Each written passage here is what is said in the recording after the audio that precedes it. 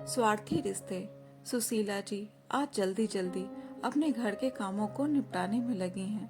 सुबह जल्दी उठकर पूरे घर की साफ सफाई कर लेती हैं, नहा धोकर भगवान की पूजा करती हैं। इतने में गोपाल दूध पहुंचाने आता है।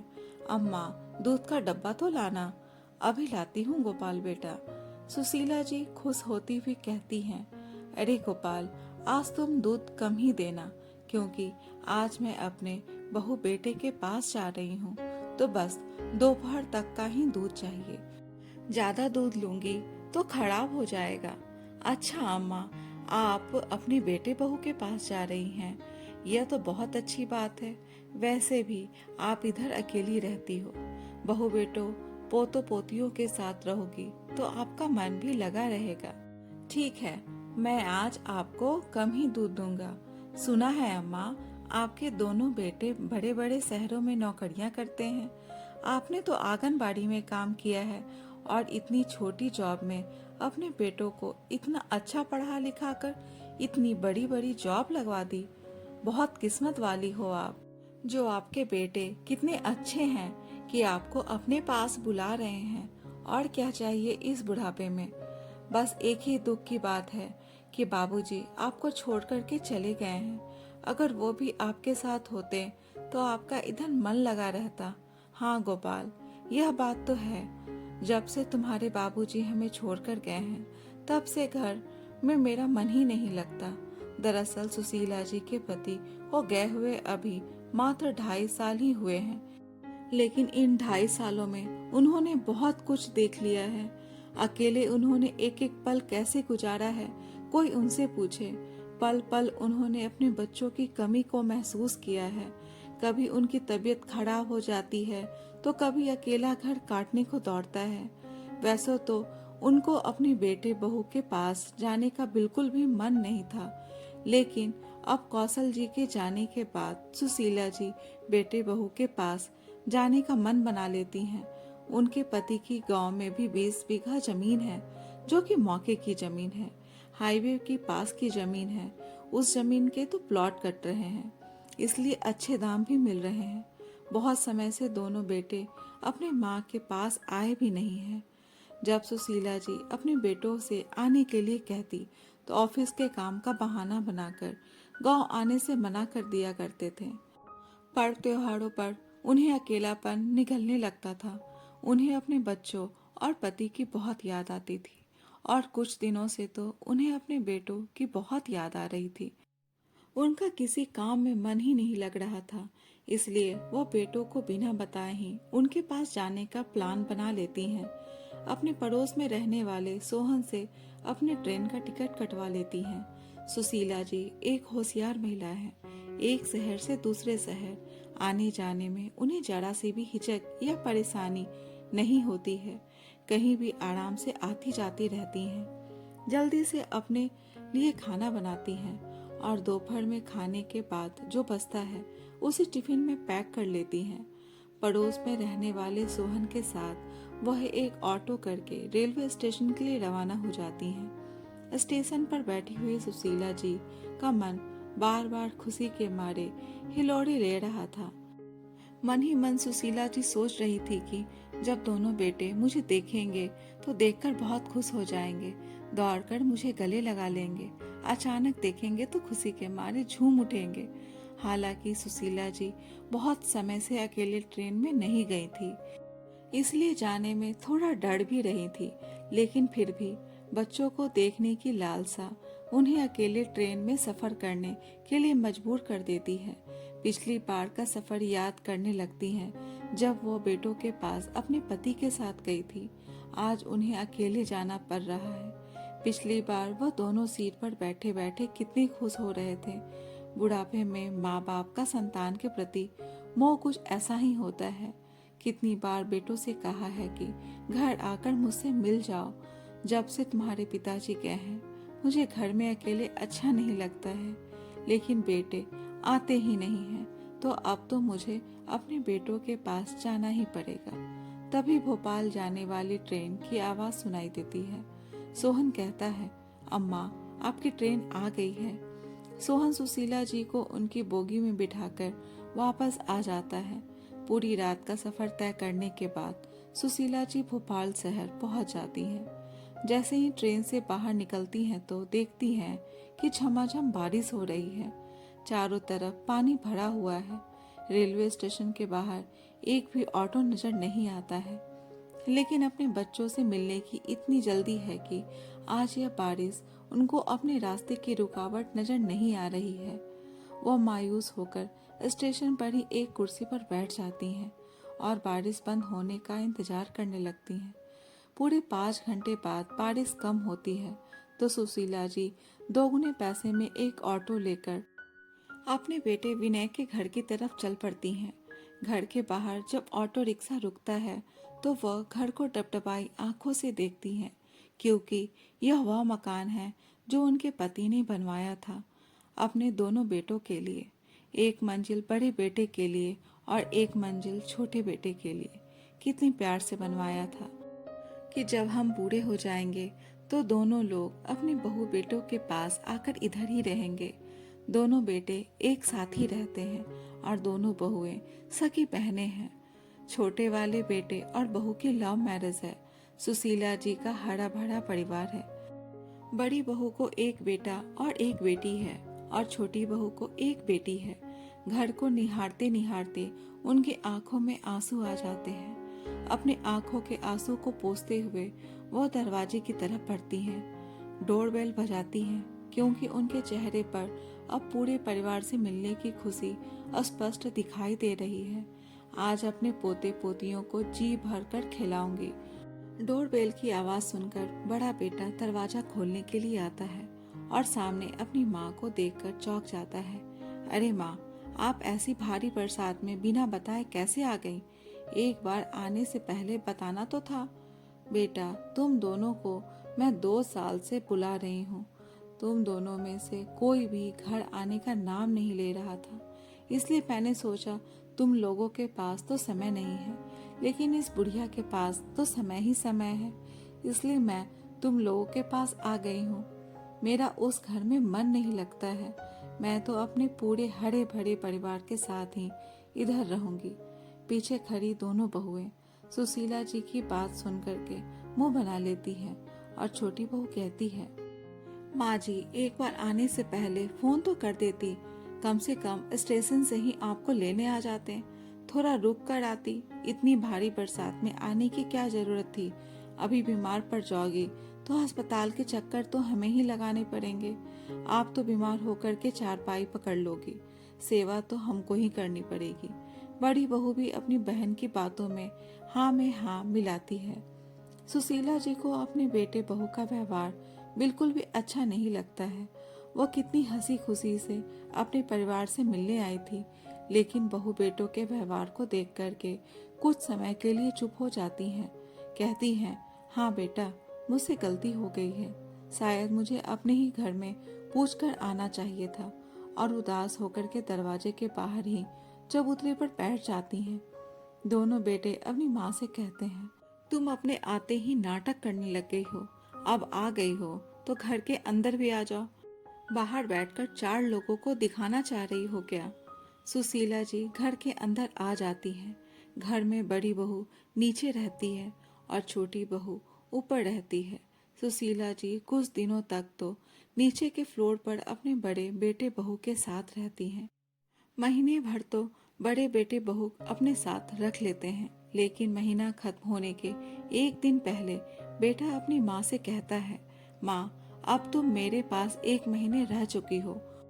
ऊपर वाले फ्लोर पर भी तुम्हारा छोटा बेटा रहता है, उसको भी अपनी सेवा का मौका दो।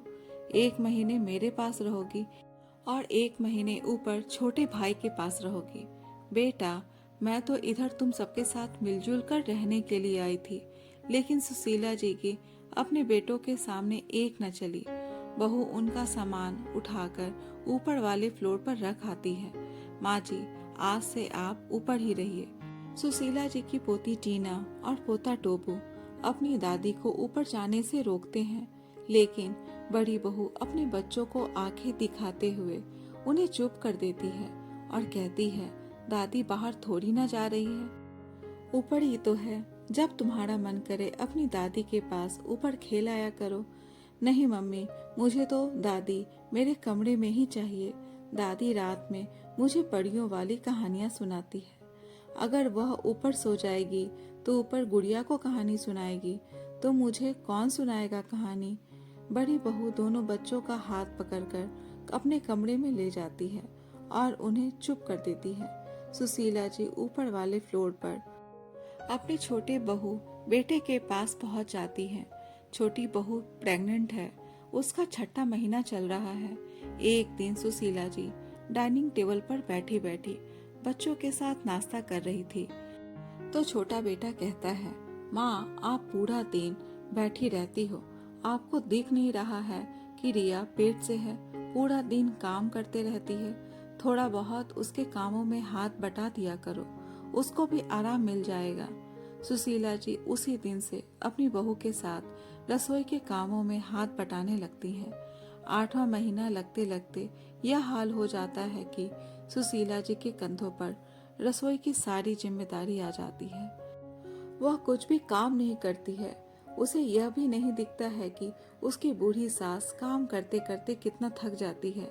अगर सुशीला जी अपनी बहू से कभी थोड़ा बहुत काम करने के लिए कहती तो वह कहती है कि उसे तो डॉक्टर ने काम करने से साफ साफ मना किया है, कहा है बेड रेस्ट करो, मैं काम नहीं कर सकती। बेटा भी बस बहू की हाँ में ही हाँ मिलाता और कहता, माँ कुछ दिनों की बात है, बच्चा हो जाने के बाद रिया अपने आप रसोई संभाल लेगी। सुशीला जी अपनी छोटी बहू के पास ही रहती है। सारे घर के काम के साथ साथ बहू के खाने पीने का विशेष ख्याल रखती, लेकिन बहू बस अपने कमरे में लेटी रहती। और समय गुजरता है और बहू की डिलीवरी का समय भी नजदीक आ जाता है। बच्चा हो जाने के बाद तो वो और भी आजाद हो गई। पहले तो सुबह उठकर चाय बना लेती थी, थोड़ा बहुत अपनी बड़ी बेटी को भी देख लेती थी। लेकिन छोटा बेटा पैदा होने के बाद छोटी बहू रिया तो अपने कमरे में ही बैठी रहती है। अब तो सुशीला जी को रसोई भी संभालनी पड़ती है, बहू के भी काम करने पड़ते हैं और उसकी बड़ी बेटी को भी संभालना पड़ता है। कामों से सुशीला जी थक जाती हैं। उनकी कमर में बहुत दर्द होता है, क्योंकि उन्होंने गांव में हमेशा बैठकर खाना बनाया है। शहरों में तो खड़े खड़े खाना बनाया जाता है। घंटों घंटों तक रसोई में खड़े रहने से उनके पैर सूज जाते थे और कमर में बहुत तेज दर्द होता था। जैसे ही काम खत्म करके वह अपने कमरे में थोड़ा आराम करने जाती, तब तक 4 साल की पोती गुड़िया उनके पास आ जाती और कहती, दादी मुझे खाना खिला दो। बेचारी अपनी पोती को खाना खिला ही रही होती है कि तब तक बेटा भी आ जाता है। माँ मेरा खाना लगा दो, मैं हाथ मुंह धोकर आता हूँ। खाना देने के बाद सुशीला जी अपने बेटे से कहती हैं, बेटा तुम्हारे पास रहते रहते मुझे बहुत समय हो गया है, अब मैं नीचे बड़ी बहू के पास रहने जा रही हूँ। छोटा बेटा अपनी माँ पर भड़क जाता है और कहता है, तुम्हारा दिमाग खराब है माँ, तुम अपनी बहू को इस हाल में छोड़ करके नीचे कैसे जा सकती हो। तुम्हें तो दिख ही रहा है कि उसको अभी बच्चा हुआ है और वो घर के कुछ भी काम नहीं कर पा रही है, तो अभी 4 महीने और आप हमारे साथ ही रहेंगे, आप नीचे नहीं जाएंगी। आपको यहाँ क्या तकलीफ है।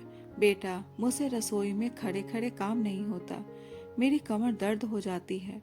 अब छोटे बेटे को अपनी माँ से नौकरानी की तरह अपनी पत्नी और बच्चों का काम तो कराना ही था, तो थोड़ी बहुत चालाकी दिखाते हुए बोला, ठीक है माँ, आपको अगर कमर में दर्द होता है तो मैं किचन में कुर्सी रख दूंगा, जब भी आपको थकान लगे उस कुर्सी पर बैठ जाया करो, और आज ही मैं आपके लिए कमर दर्द की कुछ दवाइयाँ लेकर आऊंगा, जिससे आपकी कमर का दर्द ठीक हो जाएगा। माँ को लगा बेटे ने उसके बारे में चलो कुछ तो सोचा, लेकिन बेचारी सुशीला जी यह नहीं समझ पाई कि यह सब कुछ तो वह इसलिए कर रहा था क्योंकि उसे अपनी घर में एक माँ के रूप में फ्री की नौकरानी जो मिल गई थी। बेटा होने के कुछ महीने बाद बहू बेटे अपने बेटे होने की खुशी में एक बहुत बड़ा फंक्शन रखते हैं, जिसमें वो अपने ससुराल वाले, मायके वाले, आसपास के लोग ऑफिस के लोगों को बुलाते हैं। इतना बड़ा फंक्शन हो रहा है, सभी लोग आएंगे तो कुछ न कुछ तो अपने पोते के हाथ में देना ही पड़ेगा। यही सोचकर सुशीला जी अपने बेटे के पास जाती हैं और कहती हैं, बेटा मुझे 2000 रुपए की जरूरत है। बाजार जाकर अपने पोते के लिए एक सूट पीस खरीद कर लाऊंगी और बहुत दिनों से अपने लिए साड़ी भी नहीं खरीदी है। फंक्शन में पहनने के लिए एक साड़ी खरीद लाऊंगी। जो भी साड़ियाँ लाई थी वो पहनते पहनते पुरानी हो गई है। तभी छोटी बहू कहती है, आपको नई साड़ी खरीदने की क्या जरूरत है? मेरी इतनी सारी पुरानी साड़ियाँ पड़ी है, उनमें से ही कोई एक साड़ी दे दूंगी, आपको फंक्शन में पहन लेना। और 2000 का आप क्या करेंगे? आपके और क्या खर्च हैं? 100 रुपए दे दूंगी, लिफाफे में रख कर दे देना। किसी को भी नहीं दिखाई देगा कि आपने कितने पैसे दिए हैं। सूट बूट देने की जरूरत नहीं है। वैसे भी अगर सूट खरीदना ही है तो मैं अपने पसंद का खरीद लूंगी। आपकी पसंद पता नहीं कैसी होगी। सुशीला जी को बहू बेटों की बातें बहुत बुरी लगती है। ये सारी बातें उन्हें अंदर ही अंदर खाए जा रही थी, लेकिन फिर भी वह एक आशा और हिम्मत के साथ अपने बड़े बेटे बहू से भी इस बारे में बात करती हैं, तो वह भी साफ साफ मना कर देते हैं। और बेटा कहता है कि माँ, आप तो इतने महीनों से उसके पास रह रही हो, तो सारी जिम्मेदारी अभी उसी की ही है। अगर आपको पैसे की जरूरत है तो आप उसी से मांगो, मैं तो नहीं दूंगा। बेटा, गांव से खेती के बटाई के पैसे आने वाले हैं, उनमें से ही कुछ दे दो। हाँ, 2 दिनों में पैसे आने वाले हैं। लेकिन माँ, तुम भी कैसी बातें करती हो? तुम्हें तो पता है ना कि घर में कितने खर्चे हैं। बटाई के पैसे आते हैं तो हम बच्चों की स्कूल की साल भर की फीस भर देते हैं। अगर हम उनमें से खर्च कर देंगे तो हमारा बजट बिगड़ जाएगा। बटाई के पैसों में से तो हम तुम्हें एक पैसा भी नहीं दे सकते। पूरा पैसा मुझे थोड़े ही मिलता है। जितना पैसा आता है उसका आधा आधा हम दोनों भाई बांट लेते हैं, तो बचता ही कितना है। अपने बेटों के व्यवहार से सुशीला जी एकदम से दुखी हो जाती हैं। उन्हें तो अपने बेटों के व्यवहार से ऐसा लग रहा है कि वह बेकार में ही अपने बहू बेटों के घर आई थी। इससे अच्छा तो वह अपने गांव में ही थी, अपने हिसाब से बनाती थी, खाती थी, स्वतंत्र तरीके से अपनी जिंदगी जीती थी। तब तो बहू बेटे बटाई के कुछ पैसे भी मेरे खर्चे के लिए छोड़ देते थे, लेकिन अब तो मेरे इनके पास आने के बाद तो मुझे खर्चे के लिए एक पैसा भी नहीं देते हैं। बहुत समय तक सोचने विचारने के बाद सुशीला जी अपने गांव में सोहन को फोन करती हैं और सोहन को जल्द से जल्द शहर आने के लिए कहती हैं। सोहन भी भोपाल आ जाता है। सुबह फंक्शन है, सभी लोग फंक्शन की तैयारी में लगे हुए हैं। तभी छोटी बहू रिया सुशीला जी को आवाज लगाते हुए उनके कमरे में जाती है और कहती है कि माँ जी, जल्दी से रसोई का काम निपटा लो। उसके बाद आपको गुड़िया को भी तैयार करनी है। पूरे घर को साफ करना है। लोग आएंगे और बिखरा हुआ घर को देखेंगे तो क्या सोचेंगे। लेकिन यह क्या, सुशीला जी तो अपने कमरे में ही नहीं। वह अपने पति को बताती है तो दोनों बेटे पूरे घर में और आस पड़ोस में अपनी माँ को ढूंढते हैं, लेकिन उनको सुशीला जी कहीं दिखाई नहीं देती। 2 से 3 घंटे उनके यूं ही निकल जाते हैं। उन्हें ढूंढते ढूंढते दोनों बेटे गुस्से से आग बबूला हो जाते हैं कि आज ही माँ को कहीं जाना था। अगर जाना था तो बताकर जाती। पूरा मूड खराब कर दिया उन्होंने तो। फिर जैसे तैसे फंक्शन की तैयारी करने लगते हैं। किसी तरह शाम तक सारे फंक्शन की तैयारी हो जाती है। मेहमानों का आना जाना शुरू हो जाता है। सभी लोग आकर के बेटे को महंगे महंगे तोहफे दे रहे हैं। बढ़िया बढ़िया खाना बना है। चारों तरफ से रोशनी हो रही है। बहू बेटा भी अपनी बूढ़ी माँ को भूलकर अपने बेटे के जन्म का फंक्शन मनाने में व्यस्त हैं कि तभी सामने से उनको सुशीला जी आती हुई दिखाई देती हैं। यह क्या, सुशीला जी तो बढ़िया सी सिल्क की नीले रंग की कढ़ाई वाली साड़ी पहने हुए हैं। हाथ में गिफ्ट है, आंखों में एक गजब सी चमक और चेहरे पर एक आत्मविश्वास वाली मुस्कान। वह अपने पोते की तरफ बढ़ती जा रही हैं। अपनी बूढ़ी सास को इस तरह से पूरे आत्मसम्मान के साथ नई साड़ी पहने देखकर दोनों बहुएं तो बिल्कुल जल भुन गई। सभी रिश्तेदारों के सामने बहू बेटे उनसे कुछ कह नहीं पाए, लेकिन मन ही मन उन्हें बहुत गुस्सा आ रहा था। छोटा बेटा उनके पास आकर उनका हाथ तेजी से पकड़कर धीमी आवाज में गुस्से से पूछने की कोशिश करता है, सुबह से कहाँ थी और यह नए कपड़े खरीदने के पैसे कहाँ से आए तुम्हारे पास? सुशीला जी ने अपने बेटे के हाथ को इतनी जोर से झटक दिया कि वो देखता रह गया। उसको दोबारा अपनी माँ का हाथ पकड़ने की हिम्मत नहीं हुई और वह अवाक सा वहीं खड़ा रह गया। सुशीला जी फिर सीधे अपने पोते के पास जाती हैं और बहू के हाथों से पोते को अपनी गोद में लेती हैं, खिलाती हैं, उसके माथे को चूमती हैं और अपने पास से एक लंबा सा डब्बा निकालती हैं और उस डब्बे से एक चमचमाती हुई सोने की चेन अपने पोते को पहनाती हैं, जिसे देखकर उनके दोनों बेटे बहू की आंखें फटी की फटी रह गई। बेटे बहू उनसे पूछते हैं, तुम्हारे पास इतने पैसे कहाँ से आए कि सुबह से शाम तक में तुमने ये सोने की चेन बनवा ली?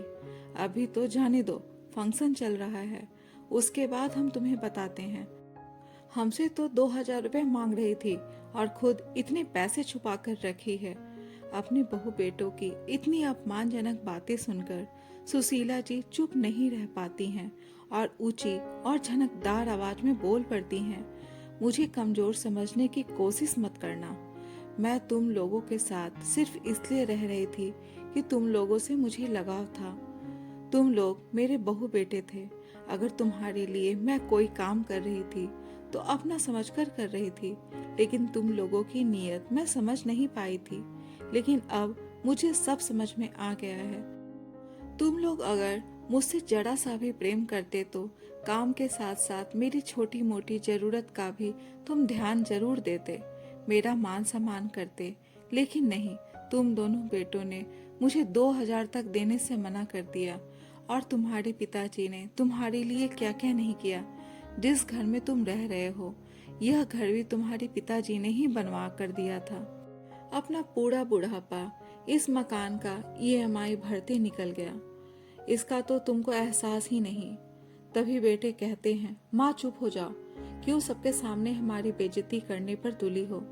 क्यों बेटा, तुम्हारी तरह अकेले में बेइज्जती करना मुझे नहीं आता, जिस तरह से तुम अपनी माँ की अकेले में बेइज्जती करते हो। लेकिन मुझे जो कहना है सबके सामने डंके की चोट पर कहूंगी, किसी से छुपकर नहीं कहूंगी। अरे जिसके साथ गुजरता है वही जानता है। जब मेरे अकेले घुट घुट कर रहने से किसी को कोई फर्क ही नहीं पड़ता, तो आज खुलकर बोलने से भी किसी को कोई फर्क नहीं पड़ना चाहिए। और रही बात इन पैसों की, तो ये पैसे मेरे बटाई के पैसे हैं। अच्छा हुआ बेटा तुमने बता दिया कि 2 दिन बाद बटाई के पैसे आने वाले हैं। यह मेरे पति के खरीदी हुई जमीन के पैसे हैं। अब यह पैसे तुम लोगों को नहीं मिलेगी। यह पैसे अब मैं खुद रखूंगी। जब तक मैं जिंदा हूँ इसकी 1 फुटी कौड़ी भी तुम्हें नहीं दूंगी। मैं गांव जा रही हूँ, मेरे पीछे आने की कोशिश भी मत करना। मैं अपने गांव में अपने हिसाब से रह लूंगी। मुझे तुम्हारे जैसे बेटे बहू की जरूरत नहीं है। इतना कहते हुए सुशीला जी सोहन के साथ अपने गांव के लिए निकल जाती हैं। उनके चेहरे पर संतुष्टि और आत्मविश्वास के भाव थे और दोनों बेटे बहुए हैरानी से सुशीला जी को जाते देखते रह गए। किसी ने सच ही कहा है, जो पिता के पैरों को छूता है वो कभी गरीब नहीं होता, और जो माँ के पैरों को छूता है वो कभी बदनसीब नहीं होता। दोस्तों, ये कहानी कैसी लगी कमेंट बॉक्स में अपने विचार जरूर बताएं, और अगर कहानी अच्छी लगी हो तो कहानी को लाइक, शेयर और चैनल को सब्सक्राइब जरूर करें। कहानी सुनने के लिए धन्यवाद।